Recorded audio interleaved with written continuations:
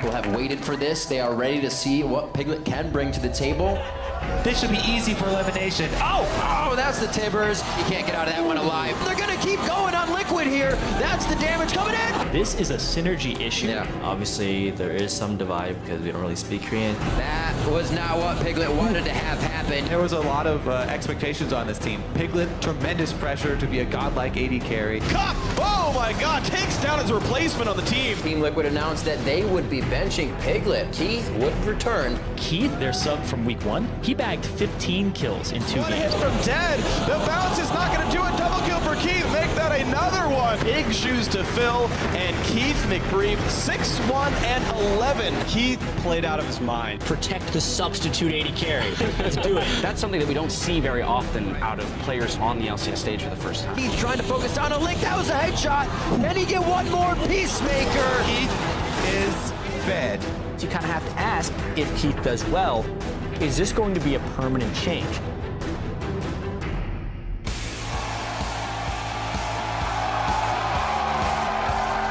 Welcome, ladies and gentlemen, to Week 5 of the North American LCS Spring Split.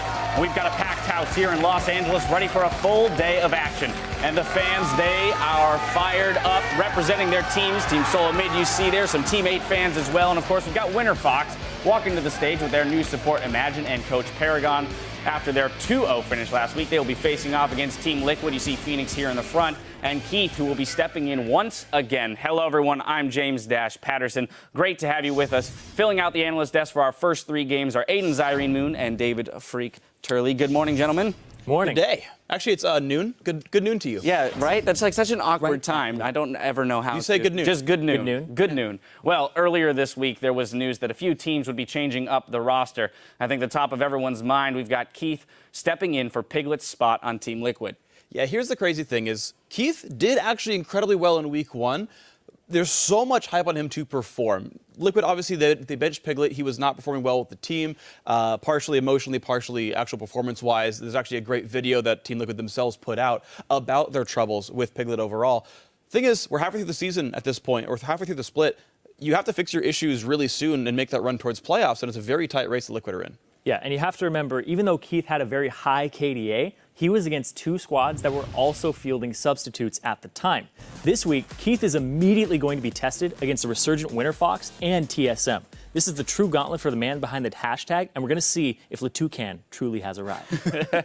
Well, Coast have also announced a roster change with ManCloud taking over the mid lane for Jezus. Yeah, fans will remember ManCloud from Vulcan and then later XDG, but after the team lost their spot in the 2014 Summer Promotion Tournament, ManCloud has been playing in Challenger, and we've seen a little bit of him, but he does not look like his old self, where he set the all-time kill lead for a split. Yeah. That is not the ManCloud that we're seeing mostly in his recent performances, but the team thinks that he's going to bring a new variant to the mid lane and an aggressive style so that they can possibly leverage the game from there. Yeah, we'll see if he does well, because he's been more like ManFog than ManCloud. Yeah. Well, of course, and finally we have Winter Fox, who we're finally seeing their entire roster come to fruition here with Imagine and Paragon stepping in at the coaching role. Yeah, it's going to be really interesting to see, because Winter Fox actually started doing pretty well with Glebe. They're in a big tie for 3rd place right here. They've got an equal score line. And it's really weird. I actually ran into Altec. I asked him about this, and he's like, well, you know, it's tough. He just came in recently. He's a little bit jet lagged still. He's only been here 5 days. But this was the lineup they scrimmed with for a month in Korea. So if they relearned all those skills, they should be okay. But you're halfway through the season. It was working. Now are you shaking it up too much? I spoke to them as well. They did seem confident bringing him in there. They have a lot of faith in his individual talents as a player. Now, Winter Fox were able to move themselves up in the standings to a 5-way tie for 3rd place, as Freak had just mentioned. Team Solo Mid won sole possession of 1st place, which moves CLG into 2nd place. Sharing 8th place, we've got Team 8 and Dignitas, and then 2 games back, it's Coast in 10th. Now, we'll track how those changes with our 5 games today, starting with Team Liquid versus Winter Fox. Then Team 8 will take on Gravity, and we'll conclude the day with TSM versus Coast. Now, this week, there are a few players that we're going to be keeping an eye on, starting with Zion Spartan. And I am such a big fan of Zion Spartan. Even his teacher calls him impressive. He's been a great pick for Counterlogic Gaming so far. He split pushes well. He team fights well. He's not just playing Jackson and Aurelia, but his Cyan and Rumble are on point. It's Golden Age Zion. That's how it is. And I'll be watching Cloud9's high. The team has been a mixed bag this year with near-perfect games followed by upsets and everything in between. A big part of their return to dominance will hinge on high shot calling and if he can perform individually in the mid lane. And then from Dignitas, we'll keep an eye on Gamsu. He has consistently been playing well, and with the team playing more aggressive overall, he may become a top lane bully. There's a mid laner, though, I want to look at, and it's Xiaowei Xiao from Team Impulse. This is a guy who was the reigning MVP from summer 2014. He went to Worlds with his old team, LMQ, and he's looking really poor so far. He's not dealing with jungle pressure. He's getting solo killed in the mid lane. This is a player I did not expect to underperform.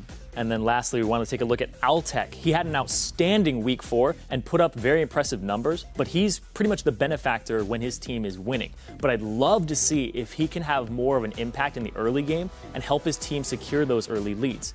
And this week, he also has the task of synergizing with a brand new support. Yeah, that won't be easy, to say the least. Now, we want to get your thoughts on the subject of standout players. So we're asking, who's your midseason MVP and why? Send your thoughts to @LOL Esports and use the hashtag LCS so we can find them in the series of interconnected tubes that is the internet. And now we're going to hand the reins over to the guys on the caster desk to get us into game 1.